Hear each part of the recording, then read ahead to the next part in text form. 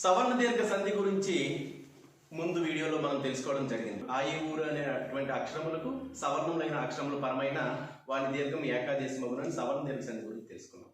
ఇప్పుడు సంస్కృత సంధులలో అతి ముఖ్యమైనది రెండవ సంధి అయినటువంటి గుణ సంధి గురించి మనం తెలుసుకుందాం.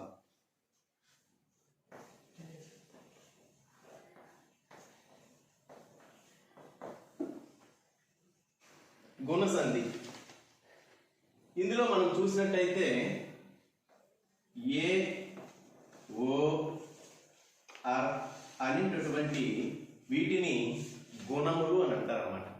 వీటిని ఏమంటారు? గుణములు.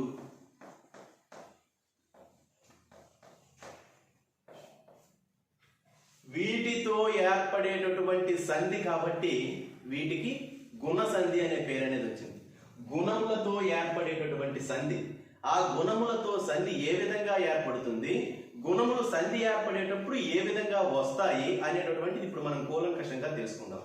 ఇప్పుడు మనం చూసినట్టయితే సంధి సూత్రాన్ని ఒకసారి మనం చూసినట్టయితే ఆకారానికి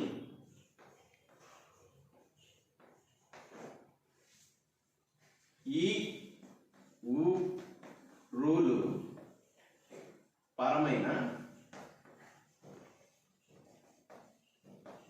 క్రమముగా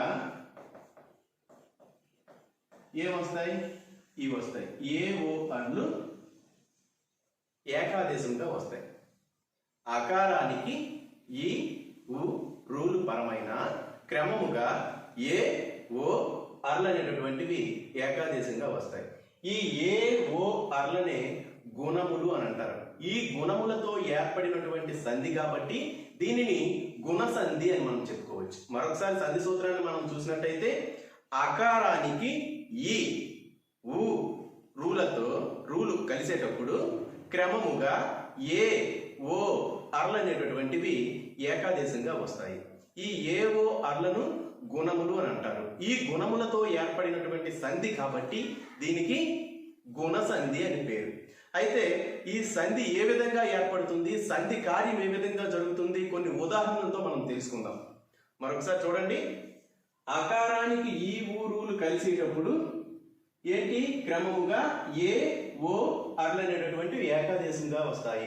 ఈ ఏ ఓ అర్లని గుణములు అని మనం చెప్పుకున్నాం. దీన్ని బాగా గుర్తుపెట్టుకోవడానికి చిన్న పట్టిక. ఆకారము ఆ ఆకారానికి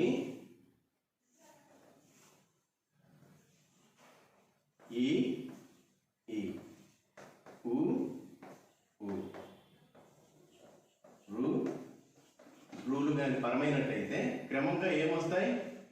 ఏ ఓ అర్లు అనేటటువంటివి ఏకాదేశంగా వస్తాయి. చూడండి, ఇంకేం లేదు, సూత్రం ఇదే.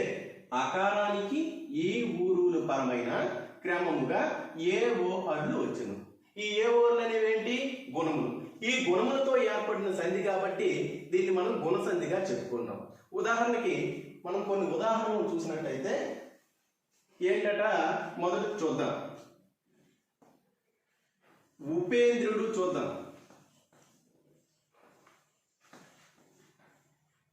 చూడండి, జాగ్రత్తగా ఒకసారి పరిశీలించినట్టయితే ఉపేంద్రుడు అనేటటువంటి పదాన్ని మనం ఏ విధంగా విడగొట్టగలము?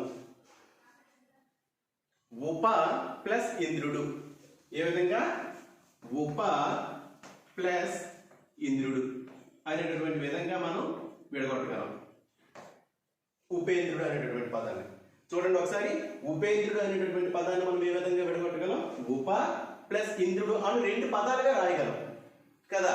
అయితే మనం అనుకునేటటువంటి సంధి సూత్రం ప్రకారం ఒకసారి ఆలోచించినట్లయితే ఆకారానికి ఈ ఊరులు పరమైన క్రమముగా ఏ ఓ అర్లు అనేటటువంటివి ఏకాదేశంగా వచ్చును అని మనం చెప్పుకున్నాం కదా. అయితే చూడండి,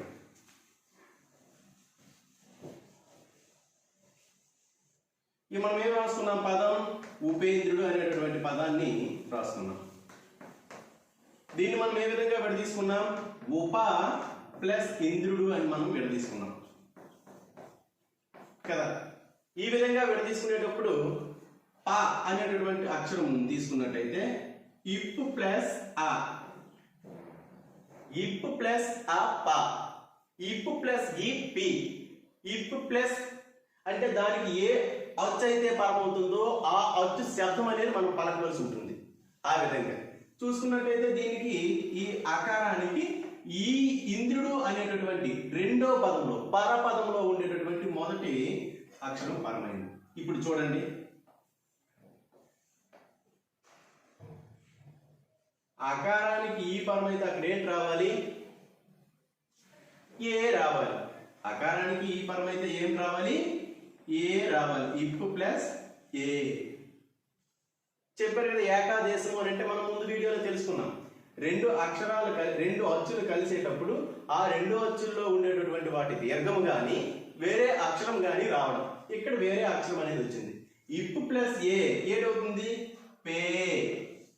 చెప్పాను కదా, ఇప్ ప్లస్ ఆ ప, ఇప్ ప్లస్ ఈ పి, ఇప్ ప్లస్ ఏ పే, ఇప్ ప్లస్ ఐ పై. ఈ విధంగా ఆ ధాతువుకి మూల ధాతువుకి ఏ అచ్చు అయితే మనకు కలుస్తుందో ఆ అచ్చు శబ్దమే అనేది వస్తుంది.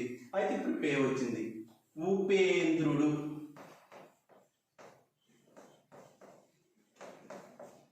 అర్థమైంది కదా?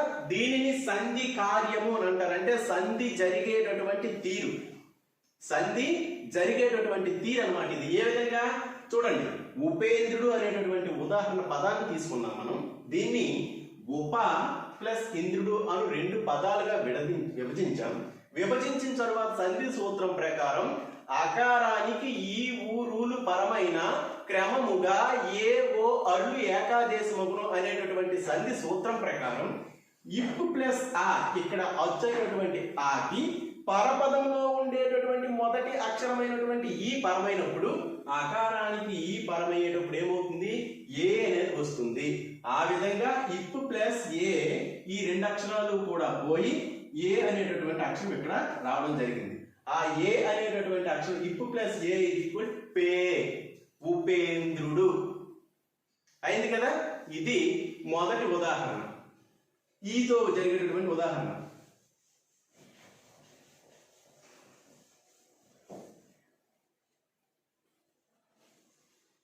రెండో ఉదాహరణ మనం చూసినట్టయితే ఉదాహరణ 2 దేంతో ఆతో అయిపోయింది, ఈతో అయింది. ఇప్పుడు ఊతో మన ఉదాహరణ. ఈ ఊ రూల్ పరం అవ్వాలి కదా. ఊతో చూసుకుందాం.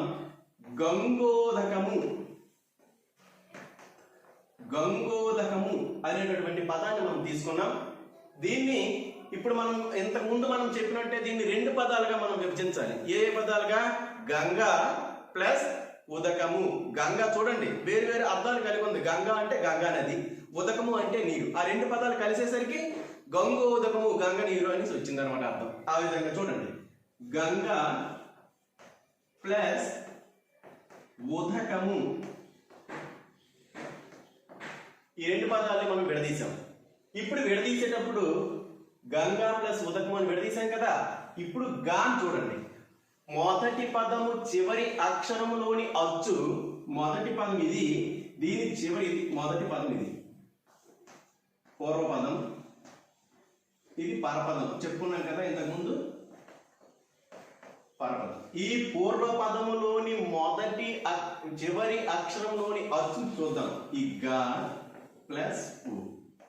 ఈ గాని ఏ విధంగా విడదీయొచ్చు? మూలధాతువు ఇగ్ ప్లస్ ఆ గా, ఇగ్ ప్లస్ ఆ గా ప్లస్ ఉ. ఇప్పుడు గుణసంధి ప్రకారం ఏంటి? ఆకారానికి ఈ ఊ రూలు పరమైన క్రమముగా ఏ ఓ అల్లు ఏకాదేశమగును. ఇప్పుడు ఊ పరమైంది కాబట్టి ఏంటి రావాలి? ఓ రావాలి.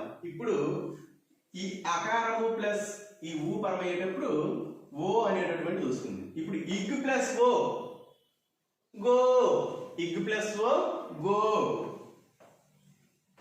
గంగోదకము. అర్థమైంది కదా. మరొకసారి చూడండి, గంగోదకము అనేటటువంటి పదాన్ని మనం తీసుకున్నాం. ఈ గంగోదకము అనేటటువంటి పదాన్ని పూర్వపదము పరపదం రెండు పదాలు అంటే ఆ రెండు పదాలుగా విభజించాం. ఒకటి గంగా ప్లస్ ఉదకము. ఈ పూర్వపదములోని చివరి అక్షరపు అచ్చు పరపదంలోని మొదటి అక్షరపు అచ్చు తీసుకున్నాం. తీసుకున్న వెంటనే ఏమైంది? ఆకారానికి ఊ కలిసింది. ఆకారానికి ఊ కలిసేటప్పుడు ఏంటి రావాలి? క్రమంగా ఓ రావాలి. ఆ ఓ వచ్చింది. ఓ వచ్చింది కాబట్టి ఇదే సంధి అవుతుంది, గుణసంధి అవుతుంది. ఎందుకు? ఓ అనేటటువంటిది గుణం కాబట్టి. ఇది రెండవది ఉదాహరణ గంగోదకము అనేటటువంటి దానికి మీకు ఉకారంతో వచ్చేటటువంటి గుణసంధి. అంటే మనం చూసుకున్నాం ఎంత ఎక్కువ మనం ఉదాహరణలు అనేటటువంటివి మనం చేసినట్టయితే సంధి సూత్రం అనేది మనకు అంత బాగా వచ్చేటటువంటి అవకాశం అనేది ఉంటుంది. ఇంకా మూడో ఉదాహరణ చూద్దాం. ఈ అయింది, ఊ అయింది. ఇప్పుడు రూతో ఉదాహరణ చూద్దాం.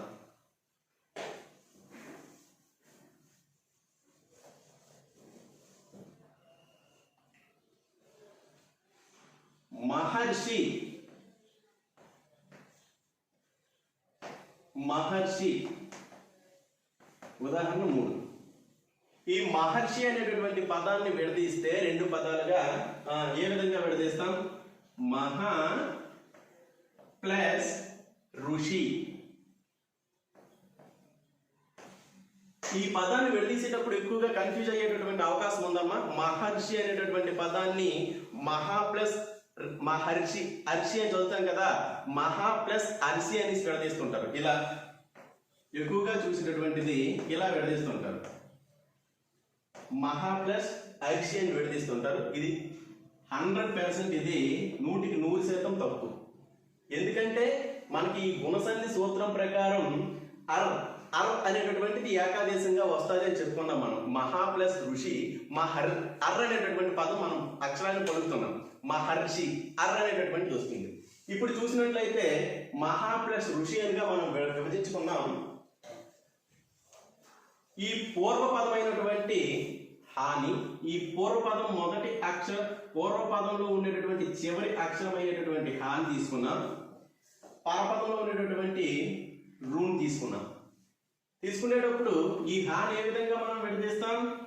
హా హకార పొల్లు ప్లస్ ఆ ప్లస్ రు. ఆకారానికి రూ కలిసేటప్పుడు ఏంటి వస్తుంది? ఆర్ అనేటటువంటిది వస్తుంది. ఆర్ అనేటటువంటిది వస్తుంది. ఇప్పుడు చూడండి, హకార పొల్లు ప్లస్ హర్, దాన్ని రాసుకున్నట్టయితే మహర్షి, మహర్షిగా మనం విభజించుకున్నాం. ఇది గుణసంధి యొక్క మూడవ ఉదాహరణ. ఈ విధంగా మనం ఎన్ని ఎక్కువ ఉదాహరణలు చేసినట్టయితే అంత బాగా ఈ సంధి సూత్రాలు మనకు వంట పట్టేటటువంటి అవకాశం అనేది ఉంటుంది. మరొకసారి మనం చూసుకున్నట్టయితే, ఇప్పుడు జాగ్రత్తగా మరొకసారి సంధి సూత్రం ఏంటట? అకారానికి ఈ ఊ రూలు పరమైన క్రమముగా ఏ ఓ అర్లు ఏకాదేశమగును.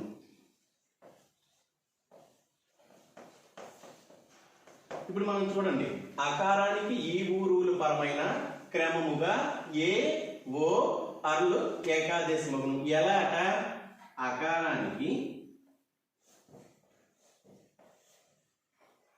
ఈ ఊ రు ఇవి పరమైతే క్రమంగా ఏమొస్తాయి? ఏ ఓ ఆర్లనే వస్తాయి. ఇదే సంధి సూత్రం. అకారానికి ఈ పరమైతే ఏ, అకారానికి ఊరు పరమైతే ఓ, అకారానికి రూరులు పరమైతే అర్ అనేటటువంటి వస్తాయి. ఈ ఏ ఓ అర్లను ఏమంటారు? ఏ ఓ అర్లను గుణములు అంటారు. ఈ గుణములతో ఏర్పడినటువంటి సంధి కాబట్టి దీనిని గుణసంధి అని చెప్పుకోవచ్చు. మనం గుణములతో ఏర్పడినటువంటి సంధి కాబట్టి దీనిని గుణసంధి అని చెప్పుకోవచ్చు. తరువాత ఇంకో సంధితో మరలా కలుసుకుందాం.